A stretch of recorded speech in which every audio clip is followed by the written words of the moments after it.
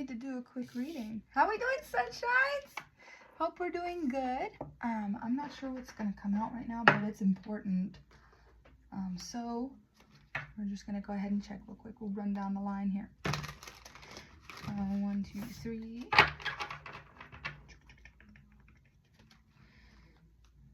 You have something to do with emotions. Grounding your emotions, something feeling heavy maybe, or on shaky foundation.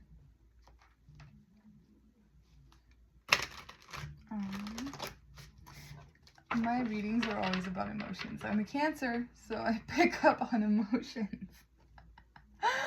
Okay, what is happening here? Whoa, okay, the moon, something unseen, an unseen talent.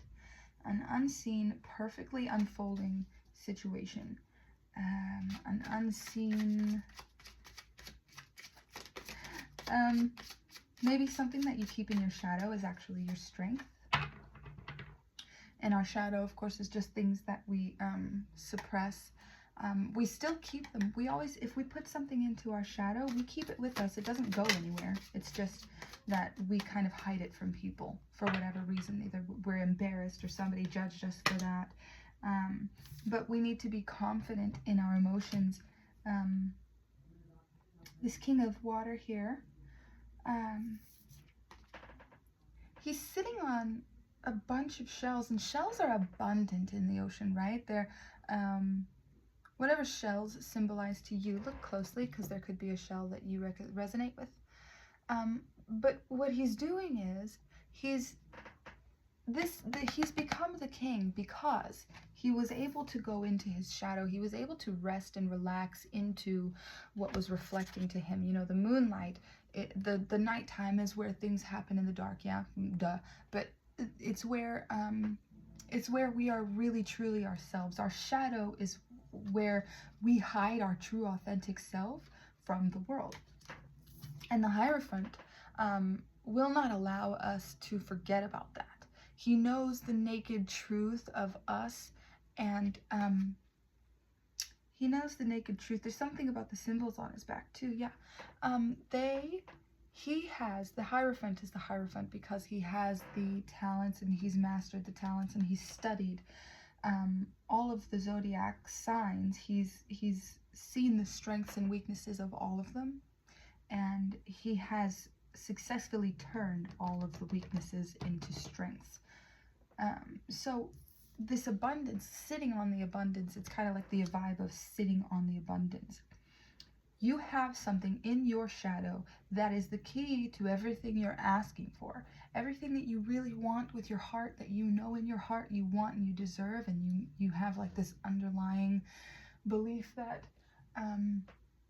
that you're gonna have that, maybe like a certainty that never goes away.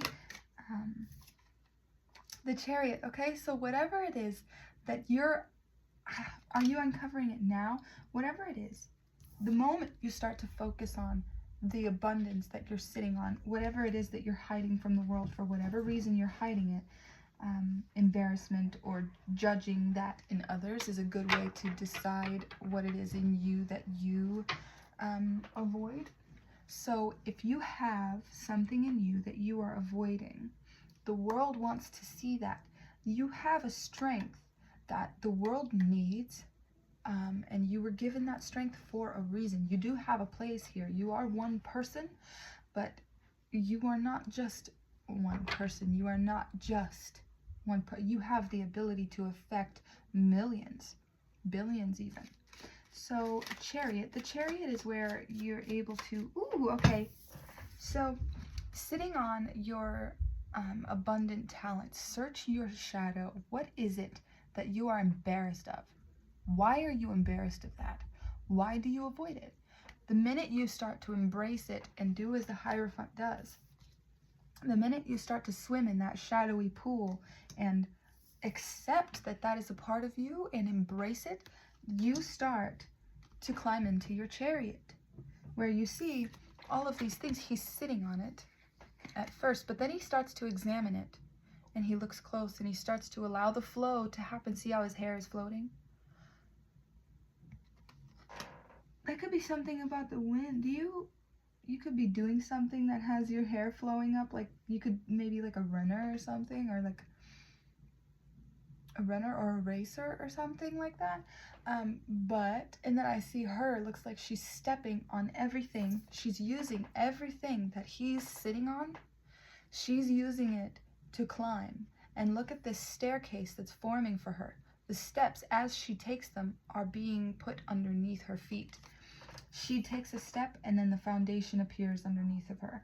It's this energy of like, be brave and soldier on. Whatever it is that you're sitting on, let the illusions clear. Cleanse it. This brand new understanding, you're not looking for something to be added to you. You're looking to realize something that you've already had for a long time. The Eight of Fire, and this realization is coming in quickly. It takes relaxation. It takes sitting into what's happening, and it takes resting. The energy is resting and relaxing into, see how she's floating in this water. This is her shadow. This is what she's been hiding from the world for a long time. She's starting to slip into it. She's starting to float. She's allowing it to carry her. What do you do when you're floating? You don't fight the water. You don't push the water anywhere. You breathe. You do exactly as it feels natural to you, and the water does as feels natural to her. She carries you. She holds you. She goes underneath of you. She becomes almost solid underneath you and holds you up, exactly as these steps do. This is eucalyptus, and it looks like hibiscus at the top. Eucalyptus is incredibly soothing. It's for soothing your airways. So definitely breathe. Definitely breathe. Breathe and find your passion. So take deep breaths into what it is. Realize first, think a little while. Be kind to yourself. Think for a little while on what it is that you hide from the world and why you hide it from the world in the first place. Do you deserve to do that? No. You don't deserve to suppress a part of yourself. I don't care who it was. And the world is shown again. So whatever it is that you have is incredibly beautiful. It's incredibly powerful. It's fiery. It's emotionally charged. It's driven. It's delicious. And you're sitting on it. That's funny. But you are sitting on it thinking that can't be. That can't be what I'm supposed to do.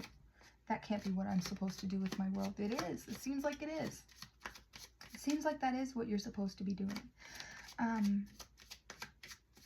The Eight of Fire is also quick moving, very quick moving energy. It comes in, it's fast. So all it takes is a bit of thinking. Maybe hearing the right words from somebody, or saying the right words, or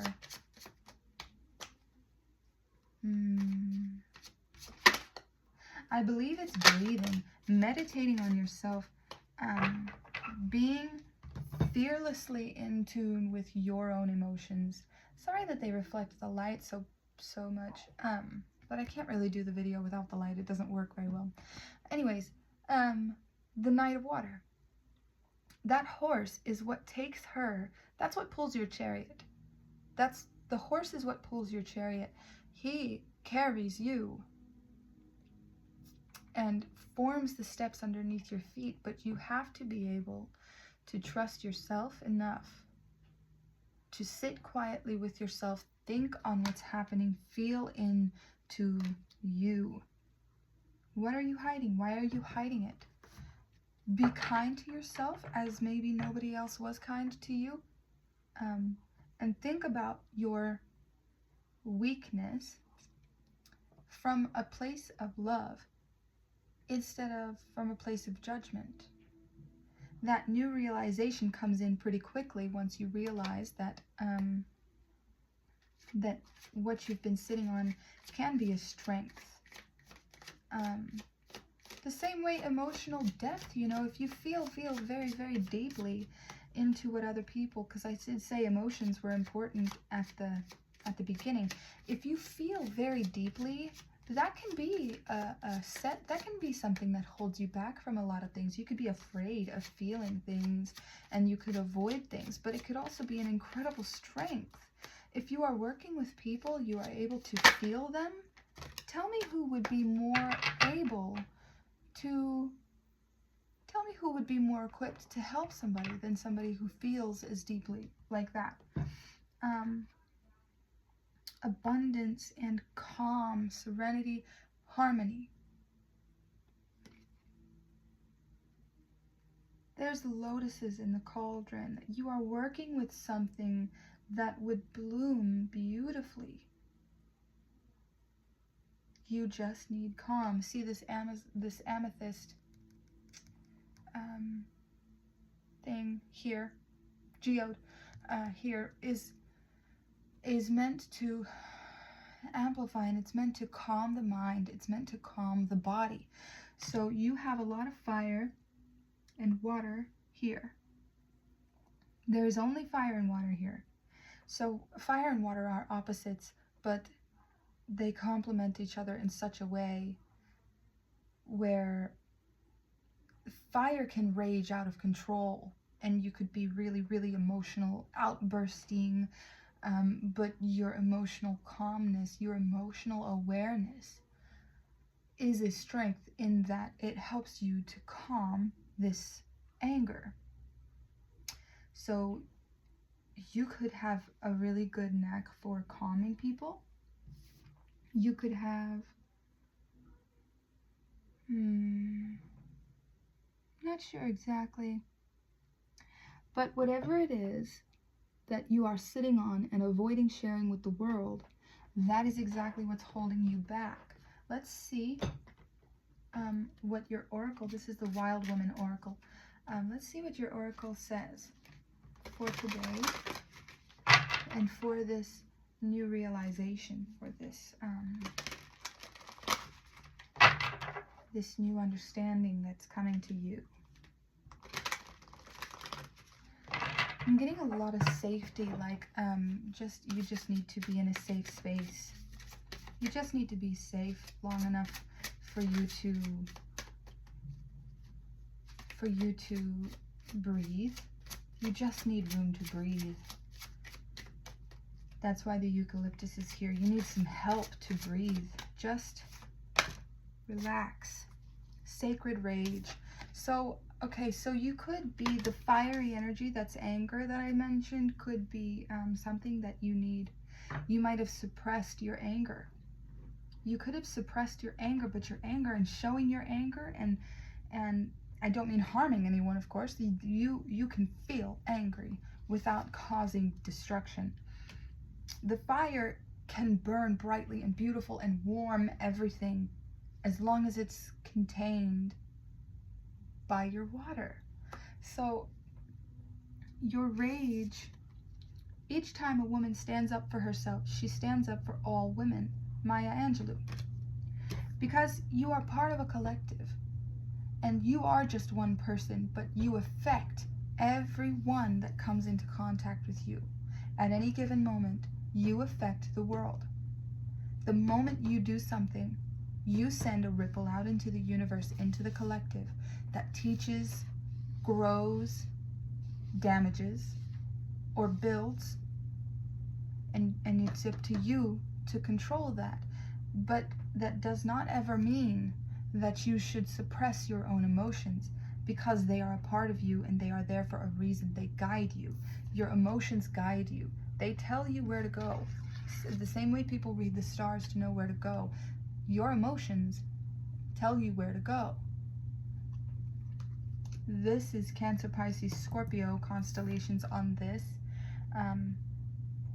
So being that emotional is a good thing, as long as you don't think that being angry means you have to damage things, or you have to hurt someone, or you have to burn a bridge. You don't. Anger can be shown in a healthy way.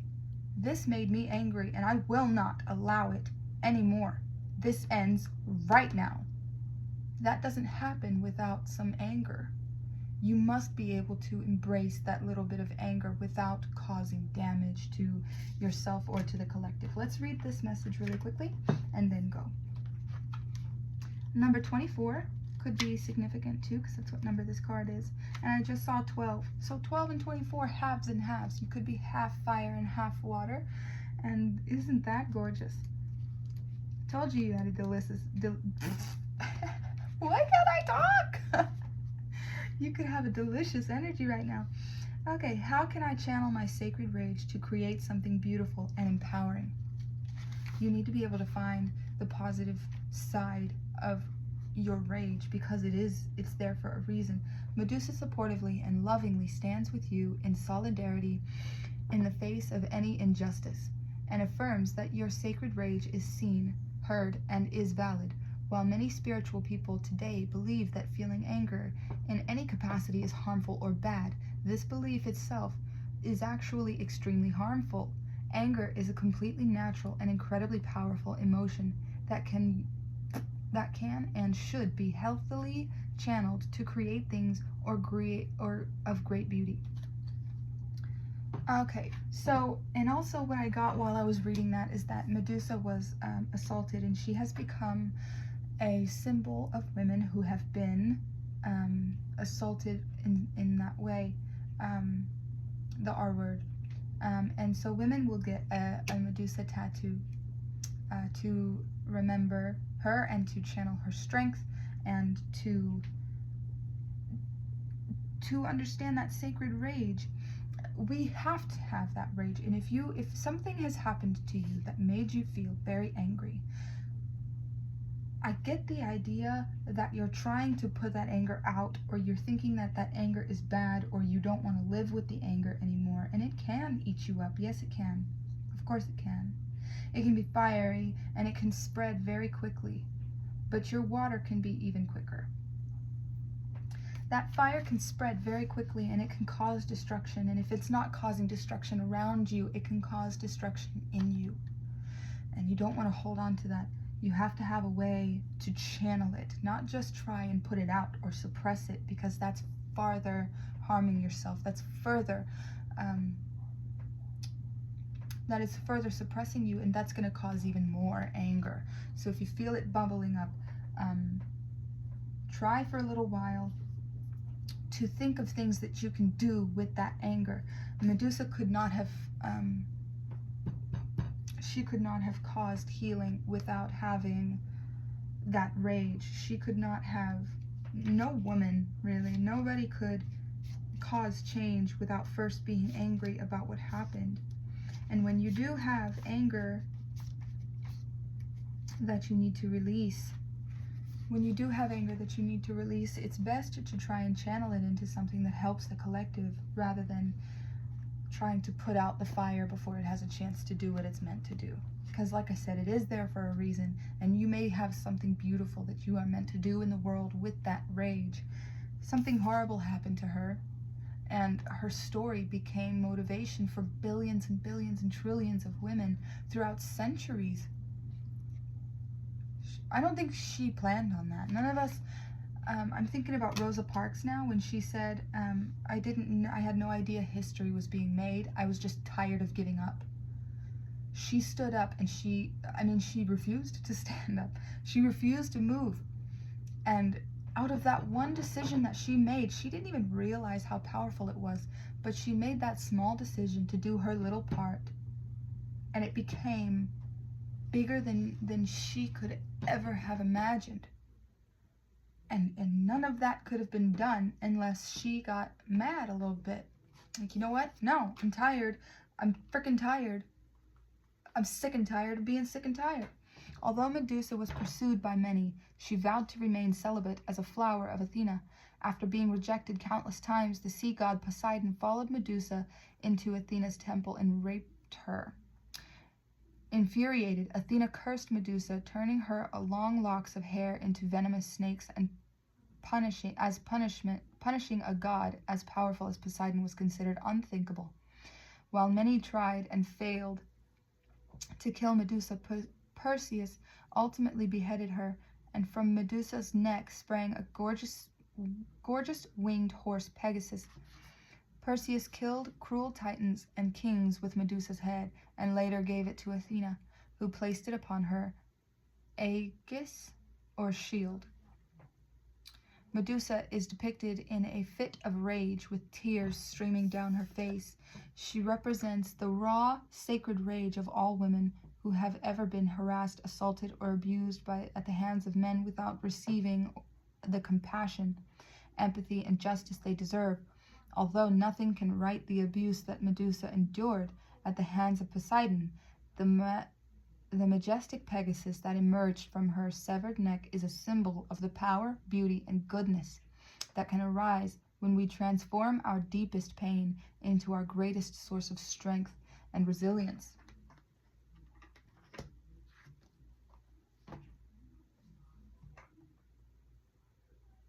Selah. And I dropped him. Okay, so drop him. He could be an emotionally manipulative man. Sometimes the King of Swords is an emotionally manipulative man. Generally that comes out in reverse, but I don't reverse this deck.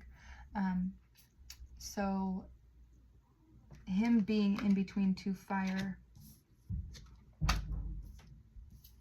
he was in between the Eight of Fire and the Knight of Swords, but I mean the Knight of Water. But look, she is looking away from him. So if this is a couple or somebody specifically has done something to you that caused you pain, think not about what you can do to punish them. Think about what you can do to free yourself. Because Medusa being turned into that, I think it's called a Gormagon, she was turned into that, and it might seem like a punishment, and that's why a lot of times the story is switched, that she was not protected by the curse, but she was punished by the curse because Athena was jealous. But that's not what we're getting here. I think it's more things may look a certain way, and that doesn't always mean that they are that way. Think more about how you can free yourself with your rage, rather than how you can punish that person. Because Athena didn't punish the god. She cursed her. But without her being cursed, Perseus could not have slayed all of those terrible things. I don't remember who all he turned to stone, but he did. The point is, I think here, is that suppressing yourself is definitely the wrong answer. You are angry for a reason, and that is to be honored. And there is nobody more equipped to honor your anger than you. So I really hope that helps. I hope that you got something out of this that can help you.